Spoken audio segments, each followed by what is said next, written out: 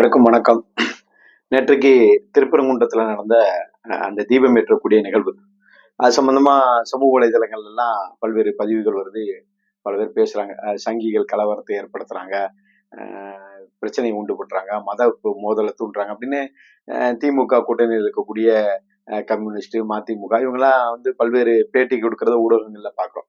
ஆனா உண்மையிலேயே அங்க நடந்தது என்ன அப்படிங்கிறது வந்து பல ஊடகங்கள் அதை தெளிவா உண்மையை வந்து ரொம்ப தெளிவா காட்டினாங்க. மக்களுக்கும் ஓரளவு அது என்ன நடந்துன்னு தெரிஞ்சிருக்கும். இருந்தாலும் கூட அந்த இடத்துல அந்த களத்துல நேரடியா நான் முழுமையாக நின்றதுனால எனக்கு சில விஷயங்கள் நேரடியா பட்டதுனால அதை மக்களோட பகிர்ந்து கொள்ளணும் அப்படிங்கிற நோக்கத்துலதான் இந்த காணொலி. என்னன்னா நேத்து வந்து மாலை ஒரு சுமாரா ஒரு 5 மணி இருக்கும். 5 மணி வாக்குல வந்து நம்ம திருப்பரங்குன்றத்தினுடைய 16 கால் தூள் மண்டபம்னு சொல்றோம். அந்த மண்டபத்துக்கு முன்னாடி பல்வேறு முருக பக்தர்கள் எல்லாருமே ஒன்று திரண்டார்கள்.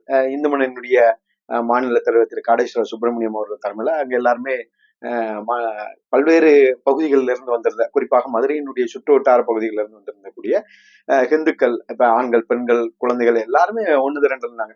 எல்லாருடைய எதிர்பார்ப்பு என்ன அப்படின்னாக்கா, நிச்சயமாக அரசாங்கம் மலை உச்சியில வந்து தீபம் ஏற்றும். ஏன்னா நீதிமன்றம் ஆணை வெளியிட்டு இருக்கிறாங்க, அதனால மலை உச்சியில தீபம் ஏற்றுங்கிற ஒரு நம்பிக்கையோட இருந்தாங்க. ஒரு சிலர் பேசவும் செஞ்சாங்க. அப்போ உறுதியாக மலை உச்சியில தீபம் ஏற்றிடுவாங்கன்னு உண்மையிலே நம்ம நம்பணும். அந்த அடிப்படையில அங்க வந்து எல்லாருமே குவிஞ்சிருந்தாங்க. 5 மணில இருந்து 6 மணி வரைக்கும் அந்த ஒரு ஒரு பல்லாயிரக்கணக்கான மக்கள் அங்க அமைதியாக அமர்ந்திருந்து சஷ்டி கவசம் பாடினாங்க, முருகனுடைய பஜனைகள் பாடினாங்க. பெண்கள் எல்லாம் நல்லா கைத்தட்டி ஆரவாரமா நல்லா சந்தோஷமா மலை உச்சியில 100 ஆண்டுகளுக்கு அப்புறம் நம்ம வந்து தீபத்தை பார்க்க போறோங்கிற ஒரு நம்பிக்கையோடும் உற்சாகத்தோடு அங்க பாட்டு பாடிட்டு இருந்தாங்க.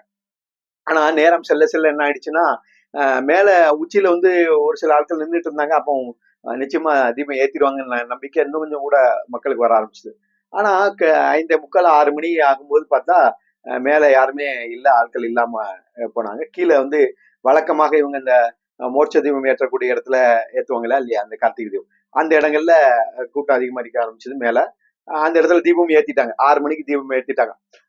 அப்போதும் கூட அங்க இருந்த மக்களுக்கு ஒரு நம்பிக்கை, அடுத்தாப்புல மேல ஏத்திடுவாங்கப்பா அப்படின்லாம் ஒரு சிலர் நம்புறாங்க. சரி அதையும் பார்ப்போம் அப்படின்னு சொல்லிட்டு அடுத்து ஒரு 10 நிமிடங்கள் நாம பொறுத்திருந்தோம். அப்படின்னும் கூட மேல ஏத்துற மாதிரி தெரியல. அப்பதான் அங்க இருந்த இந்துக்களுக்கு வந்து ஒரு ஒரு ஆவேசம், ஒரு ஆதங்கம் வந்தது. நாம வந்து ஏமாற்றப்படுதோம். இந்துக்கள் வந்து கோர்ட்ல போய் ஒரு நீதிமன்றத்துல போய் தீர்ப்பு வாங்கிட்டு வந்த அப்புறம் கூட இந்த அறநிலையத்துறை போய் அதை எதிர்த்து வழக்கு போடுறது, எங்கேயாவது ஒரு அநியாயம் உண்டா? எங்கேயாவது அவன் கோயிலுக்கு ஆதரவா வந்த தீர்ப்பை எதிர்த்து அந்த கோயில் நிர்வாகமே போய் எங்கேயாவது மேல்முறையீடு பண்ணுமா? இந்த கேலி கூத்து எங்கேயாவது உண்டா?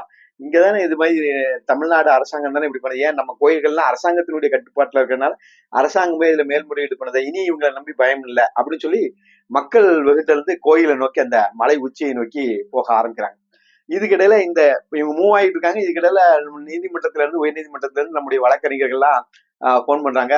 6:05க்கு நீதிபதி அவர்கள் அந்த இதை எடுத்தாங்க, வழக்கு வந்து எடுத்தாங்க, விசாரணைக்கு எடுத்தாங்க.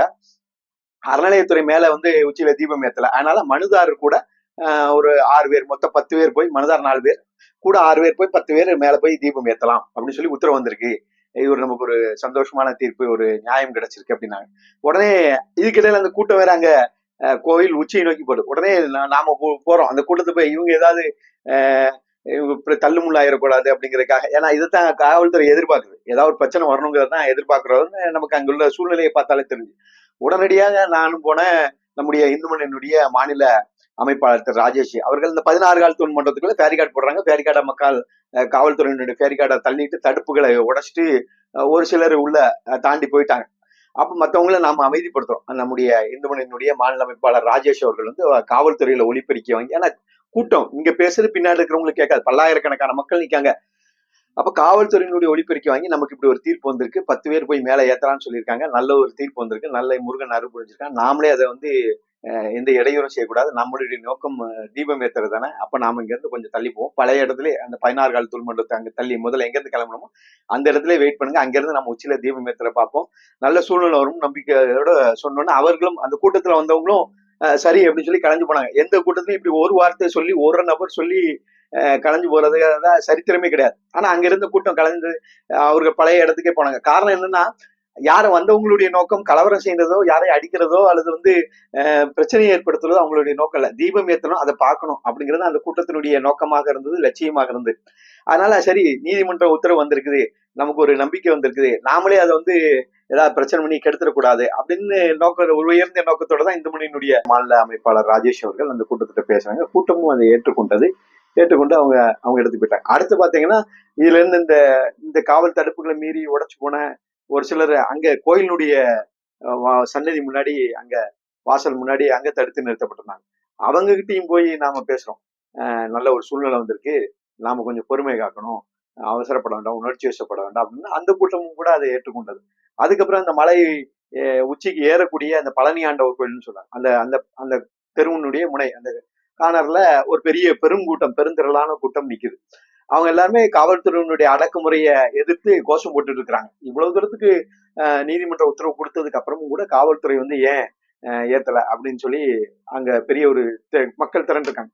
அப்ப நாம போறோம், அந்த புகார்தாரர் வழக்க 4 பேர் நாம போறோம், சார் இப்படி கோர்ட் உத்தரவு போட்டிருக்குது, எங்களை நீங்க 10 பேரை உள்ள விடுங்க, மத்த எல்லாரும் கலைஞ்சு போயிருவாங்க அப்படின்னு.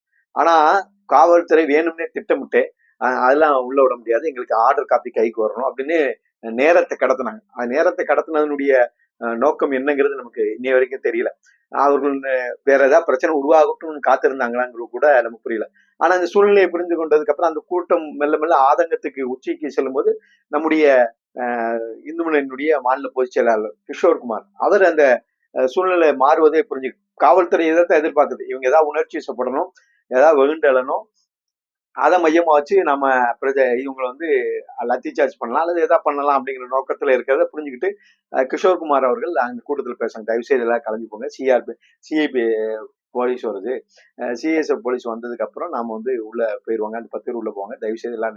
அந்த கூட்டம் அப்பவும் அந்த கூட்டம் அமைதி காத்து வழி விட்டாங்க. ஆனா இந்த காவல்துறை என்ன பண்ணாங்க, இவ்வளவு பிரச்சனை நடந்துட்டு இருக்கும்போது இவ்வளவு தூரம் சிஎஸ்எஃப் போலீஸ் வருது, இவங்க காவல்துறை தான் ஒரு இடத்துல தடுக்கிறாங்க, சிஎஸ்எஃப் போலீஸ் வருது, வரக்கூடிய சூழ்நிலையில என்ன பண்றாங்க அப்படின்னா அங்கிருந்து சிஎஸ்எஃப் போலீஸ் வருது, சிஎஸ்எஃப் போலீஸை கூட உள்ள விட மாட்டாங்க. என்ன பண்ணிருந்தாங்க கடையில 144 தடை உத்தரவு அப்படிங்கிறத போடுறாங்க. இந்த 144 தடை உத்தரவு எதுக்காக போட்டாங்க, அங்க அப்படி ஒன்றும் பெரிய யாரையும், அங்க இவ்வளவு இது நடந்திருக்குது, இவ்வளவு பெருந்திரளான கூட்டம், பல்லாயிரக்கணக்கான மக்களுடைய கூட்டம் இருக்குது, ஆனா எந்த இடத்துலயும் ஒரு சின்ன பிரச்சனை கிடையாது. எங்க பக்கத்துல இருக்க அத்தனை கடைகளும் திறந்துருக்குது. ஒரு பெரிய கலவரம் பிரச்சனைனா கடைகளை எல்லாம் மக்கள் மூடிட்டுல ஓடிப்பாங்க, பொதுமக்கள்லாம் கடைகள் எல்லாமே திறந்திருக்கு, இயல்பான வியாபாரம் நடக்குது, ஒரு கடையில இருந்து ஒரு சின்ன குங்குமச்சிமிழ் கூட வெளியில வந்து விழல. அந்த அளவுக்கு கண்ணியமாக அந்த கூட்டம் வந்து ஒரே நோக்கம், மலை உச்சியில போய் தீபம் வந்தது, அதுக்கு காவல் தடுப்புகள் விட்டாங்க, அந்த தடுப்புகளை அகற்றுனாங்க, அது காவல்துறையினுடைய தடுப்புகளை அகற்றுனாங்களே ஒழிய யாருக்கும் எந்த பொதுமக்களுக்கும் ஒரு சின்ன பாதிப்பு கூட கிடையாது. அப்படிப்பட்ட சூழ்நிலையில 144 தடை உத்தரவுன்னு அவசரமா எங்க இருந்தா தயார் பண்ணி கொண்டு வந்தாங்களோ 144 தடை உத்தரவு இருக்குன்னு சொல்லி சிஎஸ்எஃப் போலீஸே வந்து உள்ள விட முடியும். சிஎஸ்எஃப் போலீஸ் என்ன பண்றாங்க, நீதிமன்றத்தால நீதியரசரால் அனுப்பப்பட்டு அந்த உத்தரவோட இது பண்ணி அனுப்பி நீங்க இந்த உத்தரவை செயல்படுத்துறதுக்கு வழக்கறிஞர்களோட துணையாறீங்க அப்படின்னு சொல்லி சிஎஸ்எஃப் போலீஸ் கிட்டத்தட்ட ஒரு 30-35 பேர் வராங்க. இவங்களையே வந்து உள்ள அனுமதிக்க மாட்டாங்க, அவங்க திரும்ப வேற வழியா ஒரு பாதையில சுத்தி வராங்க. அவங்களுடைய நோக்கம் என்ன, சிஎஸ்எஃப் உத்தரவு வரலையே அப்படின்னு சொல்லலாம்னு நினைச்சாங்களான்னு தெரியல. வேற ஒரு பாதையில நம்முடைய வழக்கறிஞர் அந்த சிஎஸ்எஃப் போலீஸை கூட்டு வந்தாங்க, மலை அடிவாரத்துக்கு வந்தாச்சு. வந்ததுக்கு அப்புறமும் கூட அந்த அங்கிருந்த காவல்துறையினுடைய மதுரை காவல்துறையினுடைய ஆணையாளர் லோகநாதன் அவர்களும் அங்க இருந்த உதவி ஆணையாளர் இனிகோ அப்படிங்கிறவரும் வந்து வாக்குவாதம் பண்றாங்க வழக்கறிஞர்கள்ட்ட, நீங்க வந்து உள்ள போக முடியாது, எங்களுக்கு வந்து இது ஜட்ஜ்மெண்ட்ல கையெழுத்து இல்லை, சின்ன பிள்ளைத்தனமான ஒரு காரணங்களை எல்லாம் சொன்னாங்க. ஏங்க ஆன்லைன் ஜட்ஜ்மெண்ட்ல எந்த ஜட்ஜ்மெண்ட்ல கையெழுத்து இருக்கும், இந்த பேசிக் நாலேஜ் கூட இல்லாம, இந்த அடிப்படை அறிவு கூட இல்லாம இவங்க எப்படி காவல்துறை ஆணையாளராக உதவி ஆணையாளராக இணை ஆணையாளராக பணியாற்றுறாங்க, ரொம்ப ஆச்சரியமா இருந்தது, எனக்கே ஆச்சரியமா இருந்தது. வேணும்னே பேசுறாங்களா இல்ல பைத்தியகாரத்தனமா பேசுறாங்களா, இல்ல வேணும்னே பேசுறாங்களா இல்ல ஒண்ணுமே தெரியாம பேசுறாங்களா அப்படிங்கிற மாதிரி இன்னசென்ட்டா கேள்வி கேட்காங்க. ஏங்க ஆர்டர்ல எங்கெங்க ஹைகோர்ட் ஜட்ஜி கையெழுத்து இருக்குங்க, சின்ன பிள்ளை கூட சொல்லி ஆன்லைன் ஆர்டர்ல எங்கேயா கையெழுத்து இருக்குன்றோம், நம்ம வழக்கறிஞர்கள் சொல்லுங்க எங்க ஆன்லைன் ஆர்டருங்க, இது கியூஆர் கோடு இருக்கு, நீங்க ஸ்கேன் பண்ணி பாருங்க, order is not true R not நீங்களே பாருங்க அப்படிங்கிறாங்க. அதுக்கப்புறம் அந்த பிரச்சனை முடிவு வருது. அப்புறம் கமாண்டன்ட் வரல, சிஐஎஸ்எஃப் கமாண்டன்ட் வரல, கமாண்டன்ட் வரணுங்கிற உத்தரவுலே இல்லைங்க, கமாண்டன்ட் உத்தரவு பண்ணி யாராவது ஒருத்தரை அனுப்பி வைக்கலாம்னு தான் அதுல இருக்குது, அவங்க தான் வந்திருக்கிறாங்க, அவங்கள நீங்க அனுமதிங்க அப்படின்னா இல்ல நாங்க 144 போட்டுக்கிறோம். சரிங்க 144 போட்டிருக்கீங்க, ரைட், 144 நீங்க கோர்ட் உத்தரவுக்கு அப்புறம் நீங்க போட்டது, சரி 144 போட்டிருக்கீங்களா, ரைட் விட்டுங்க. 144 என்னது, 4 பேர் ஒண்ணு போட்டு சேர்ந்து நிக்க கூடாது அப்படிதானே, ரைட், 3 பேர் போய் மேல போய் மலையில போய் தீபம் ஏற்றட்டும், இல்லைன்னு இருக்கு சட்டப்படி. இவங்க 144 நீங்களும் படிச்சு பாருங்க, நாங்களும் படிச்சு பார்ப்போம், வழக்கறிஞர்கள் வாதம் பண்றாங்க. அதுக்கப்புறம் அப்பவும் முடிச்சல இல்ல நாங்க விட மாட்டோம். அப்போ அந்த இருந்த அதிகாரிகளுடைய நோக்கம் என்னவா இருந்தது? காவல்துறையினுடைய ஆணையர், அந்த துணை ஆணையர், அங்கிருந்த காவலர்களுடைய நோக்கம் என்னவா இருந்தது? எப்படியும் உங்களை வந்து உள்ள ஏத்தவே கூடாது. இன்னைக்கு ஒரு நாள் நம்ம கடத்திட்டோம்னு சொன்னா இன்னும் ஒரு வருஷத்துக்கு இவங்க தீபம் ஏத்த முடியாது. நீ அடுத்த கார்த்திகைக்கு தானே பாத்துரும் அப்படின்னு சொல்லி இவங்களுக்கு மேலிடத்துல இருந்த உத்தரவு அதை ரொம்ப தெளிவா செயல்படுத்துறாங்க. அந்த காவல்துறையினுடைய ஆணையாளர் லோகநாதன் அவர் ரொம்ப கேஷுவலா ரொம்ப என்ன ஒரு தெனாவட்டா பேசுறாங்க. நான் வந்து நம்ம வழக்கறிஞர்கள் சொல்றாங்க எனக்கு அது வந்து நீதிமன்ற உத்தரவுங்க, அது நீதிமன்ற அவமதிப்பா. நான் நீதிமன்ற அவமதிப்பா நான் கோர்ட்ல பாத்துக்கிடுவேங்க. அப்பீல் இருக்குங்க. இவர் என்ன அப்பீல் நடத்துறாரா? இவருக்கு கேஸ பத்தி ஏதாவது தெரியுமா? இவர் பார்ட்டியா? அப்பீல் நம்பர் கொடுங்க நம்ம ஆள் கேட்காங்க. அப்பீல் நம்பர் உங்ககிட்ட நான் அது எப்படிங்க சொல்ல முடியாது? அப்ப எப்படி வச்சு நீங்க அப்பீல் இருக்கீங்க?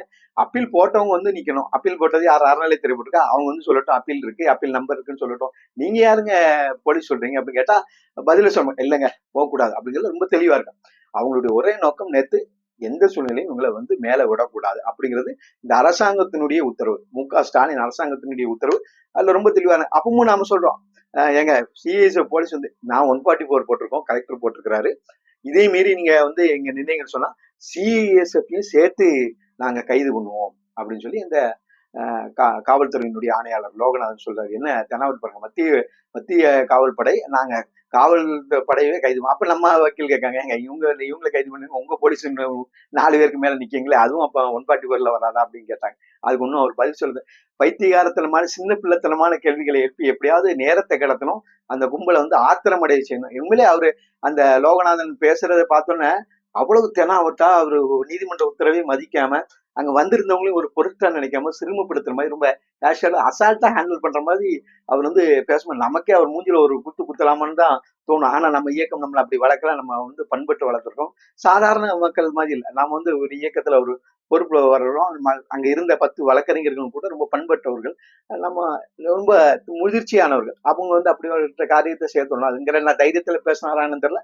ரொம்ப அசால்ட்டா அவர் பேசுறாரு. அவரு ஒரு பொருட்டாவே நினைக்காம நீதிமன்ற உத்தரவையோ வந்திருந்த வழக்கறிஞர்களையோ அங்க இருந்த மத்திய காவல் படையோ ஒரு பொருட்டாவே நினைக்காம பேசுறாருன்னா அவருடைய பின்னணியில மிகப்பெரிய ஒரு உயர் அதிகாரியினுடைய ஒரு உத்தரவு இருக்குது, ஒரு பலம் இருக்குது, அரசாங்கத்தினுடைய ஒரு பெரிய பின்னணி இருக்குங்கிற தைரியத்துல அவர் பேசுறாருங்கிறது ரொம்ப ரொம்ப கேஷ். நான் வந்து கோர்ட்ல பாத்துக்கிறேங்க. நான் வந்து கோர்ட் என்னைய பார்க்கட்டும், கோர்ட் என்னை என்ன செஞ்சிடும் பார்ப்போங்கிற அந்த திமிர்த்தனத்துல பேசுறது வந்து அவருடைய பேச்சுல வந்து நமக்கு யூகிக்க முடிஞ்சது. கடைசி வரைக்கும் அவரு விடவே மாட்டேன்ட்டார். அப்பவும் கூட நாம போறோம், அப்பவும் கூட நாம தடை பண்ணி மேல போயிருக்கலாம். ஆனா நீதிமன்றத்தின நம்ம இந்து அமைப்புகள் இந்துக்கள் எல்லாருமே நாம நீதிமன்றத்துக்கும் சட்டத்திற்கும் காவல்துறைக்கும் எப்போதுமே நாம கட்டுப்பட்டவர்கள் தான். நாம சட்டத்தை மீறி எந்த காலத்திலும் எதையுமே செய்யக்கூடிய ஆட்கள் கிடையாது. அப்ப சரி ரைட் நாங்க கோர்ட்ல நாளைக்கு பார்த்துட்டோம் சொல்லி அந்த இடத்துல இருந்து கலைஞ்சு வந்தோம். உண்மையிலேயே அங்க வந்திருந்த அத்தனை பேருக்கும் அவ்வளவு ஒரு வருத்தம். இன்னைக்கு வந்து திருப்பரங்குன்றத்துல எப்படியாவது மலை உச்சியில அந்த தீபம் ஏற்றுவதில் பார்த்துடலாம்னு அத்தனை பேரும் மனம் வெதும்பி போய் தான் வந்தான். உண்மையிலே எனக்கும் கூட ஒரு வருத்தம் இருந்தது.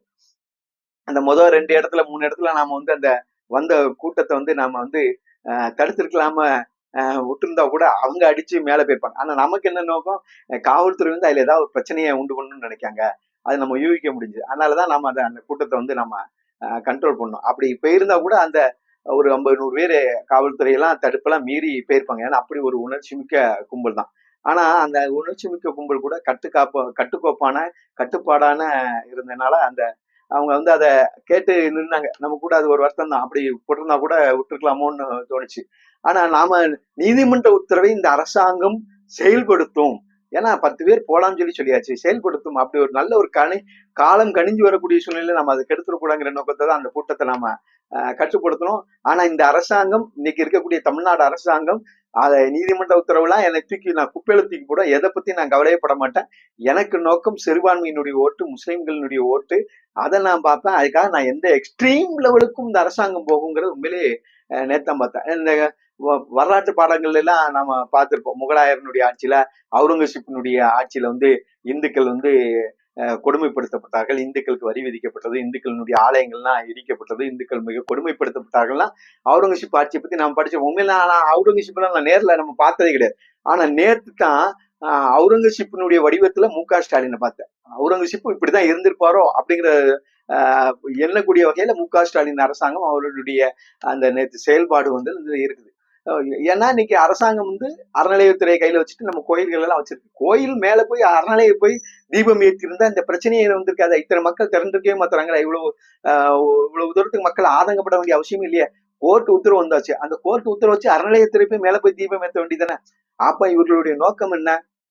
இந்துக்களை நீ என்னன்னாலும் செய்யா, இந்துக்களை என்ன இப்ப பண்ணாலும் எவனுக்கும் இங்க உணர்ச்சியும் வராது. இவன் நமக்கு ஓட்டு போடுவான், 500 ரூபாய் கொடுத்தா 1000 ரூபாய் கொடுத்தா ஓட்டு போடுவாங்கிற திமிர்த்தனம் இந்த அரசாங்கத்திட்ட இருக்கு.